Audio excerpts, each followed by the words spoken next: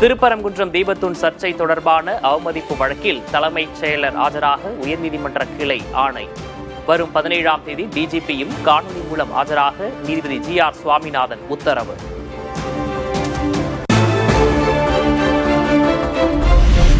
நீதிபதி GR சுவாமிநாதனை பதவி நீக்கம் செய்ய வேண்டும்.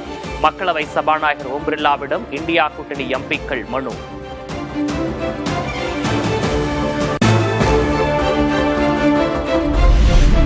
நீதிபதி GR சுவாமிநாதனை பதவி நீக்க கோருவது சிறுபான்மையினரை திருப்திப்படுத்தும் முயற்சி.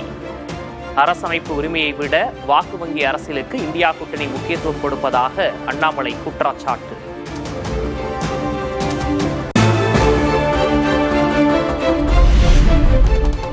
திமுக சார்பில் என் வாக்குச்சாவடி வெற்றி வாக்குச்சாவடி என்ற பெயரில் பரப்புரை புதன்கிழமை தொடக்கம். வீடு வீடாக சென்று விடுபட்ட வாக்காளர்களின் விவரங்களை சரிபார்க்க குழுக்கள் அமைப்பு.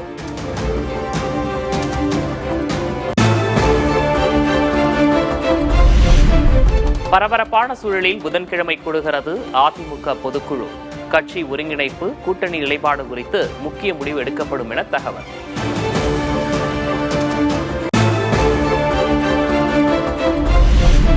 தமிழ்நாடு அரசுடன் 4000 கோடி ரூபாய் மதிப்பீட்டில் புரிந்துணர்வு ஒப்பந்தம் மேற்கொண்டது ஜியோ ஹாட்ஸ்டார் நிறுவனம். மொழியை கடந்து உள்ளடக்கமே முக்கியம் என துணை முதல்வர் உதயநிதி ஸ்டாலின் பேச்சு. கண்டென்ட் நல்லா இருந்தால் நிச்சயமா அது மக்களால் என்றைக்குமே கொண்டாடப்படும். மொழி இனம் தாண்டி கண்டென்ட் நல்லா இருந்தால் அதற்கான எல்லா இடத்துலையும் அதற்கான வரவேற்பு நிச்சயம் கிடைக்கும்.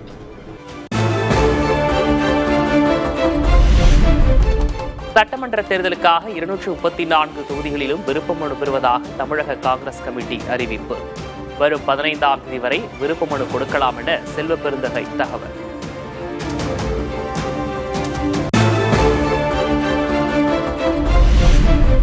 புதுச்சேரியில் 2026 சட்டமன்ற தேர்தலில் தமிழக வெற்றிக் கழகத்தின் கொடி பறக்கும். மக்கள் சந்திப்பு பொதுக்கூட்டத்தில் உரையாற்றிய தவிக தலைவர் விஜய் உறுதி. இந்த விஜய் புதுச்சேரி மக்களுக்காகவும் எப்பவும் துணை நிற்பான். வரப்போற புதுச்சேரி தேர்தல் களத்துல நம்மளுடைய தமிழக வெற்றி கழகத்தின் கொடி பட்டொளி வீசி பறக்கும்.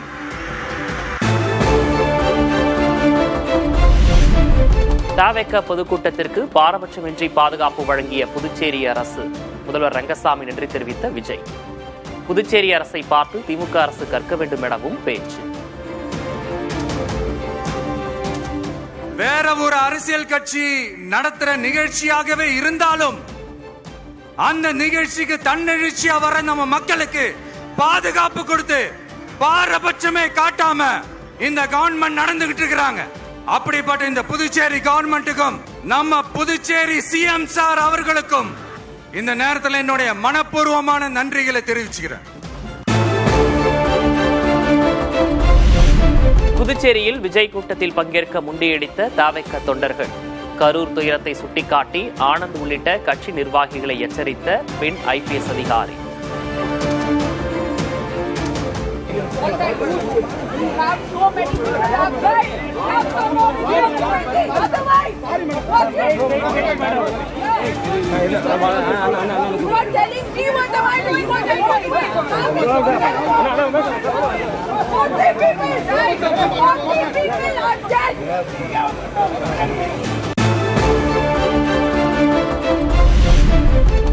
தவிக இளைஞர் படை கட்டுக்கோப்பும் பொறுப்பும் மிக்கது. புதுச்சேரியில் புதிய அரசியல் அத்தியாயத்தை தொடங்கியுள்ளதாக விஜய் பெருமிதம்.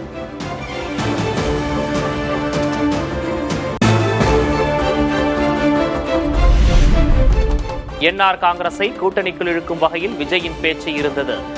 புதுச்சேரி உள்துறை அமைச்சரும் பாஜக மூத்த தலைவருமான நமச்சிவாயம் கருத்து.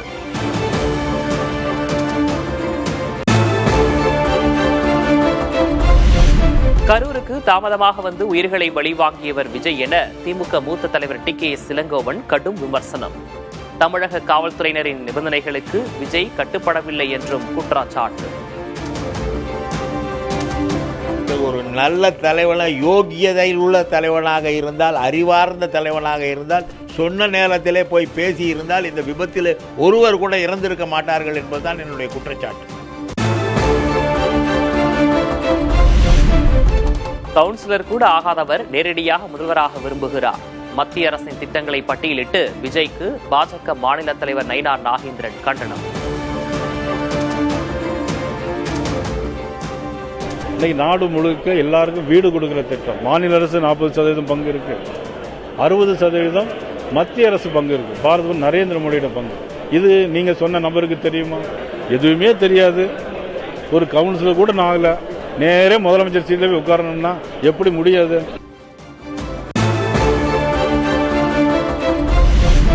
குடிமக்களின் முன்னேற்றத்திற்கு உள்ள தடைக்கற்களை அகற்றும் சீர்திருத்தங்கள் அதிவேகத்தில் நடைபெற்று வருகிறது.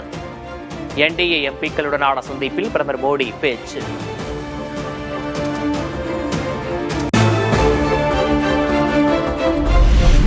ஜனநாயகத்தை சிதைக்க தேர்தல் ஆணையத்தை பாஜக அரசு பயன்படுத்துவதாக ராகுல் காந்தி குற்றச்சாட்டு. அனைத்து அரசு அமைப்புகளையும் RSS கைப்பற்றியுள்ளதாகவும் விமர்சனம். And using the election commission to damage India's democracy, that the RSS has to capture all the institutions that have emerged from there. The next step of the project was the wholesale capture of India's institutional framework.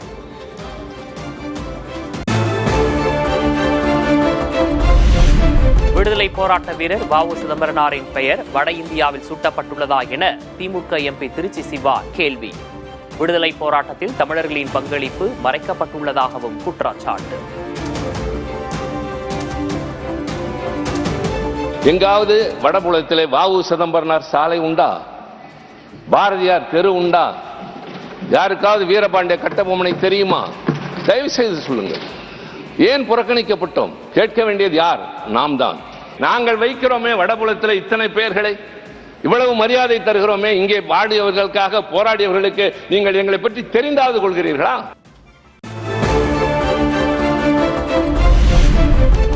மாநிலங்களவையில் அமைச்சர் L Murugan திமுக MP Trichy Siva இடையே அனல் பறந்த விவாதம்.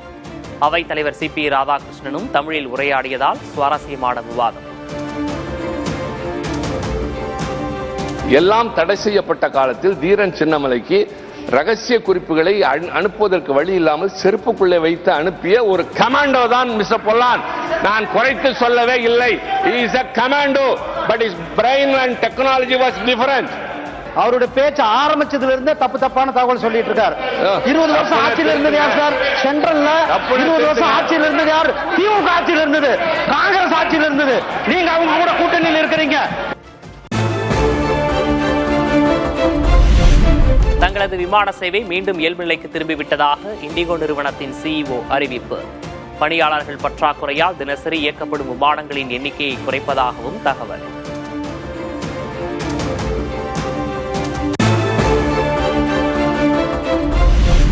Indigo விமான சேவைகளை 10 விழுக்காடு குறைக்க மத்திய விமான போக்குவரத்து அமைச்சகம் உத்தரவு. பயணிகளின் சிரமத்தை குறைக்கவும் நிறுவனத்தின் செயல்பாடுகளை நிலைப்படுத்தவும் நடவடிக்கை என அமைச்சர் ராம்மோகன் நாயுடு தகவல்.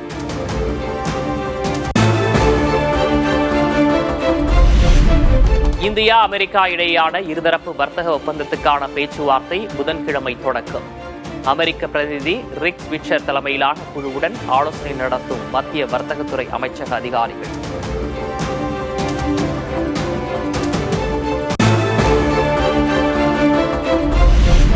இந்தியாவிலிருந்து இறக்குமதி செய்யப்படும் அரிசிக்கு கூடுதல் வரி விதிக்க திட்டம். அமெரிக்க விவசாயிகளின் கோரிக்கையை ஏற்று சாத்தியக்கூறுகளை ஆராய ட்ரம்ப் உத்தரவு.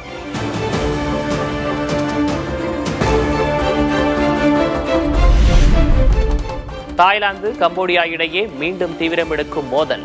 எல்லைகளில் குவிக்கப்படும் படைகளால் இரு நாட்டு மக்களும் பாதுகாப்பான இடங்களுக்கு வெளியேற்றம்.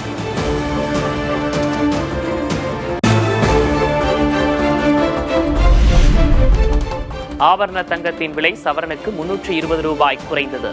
சென்னையில் ஒரு சவரன் 96,000 ரூபாய்க்கு விற்பனை.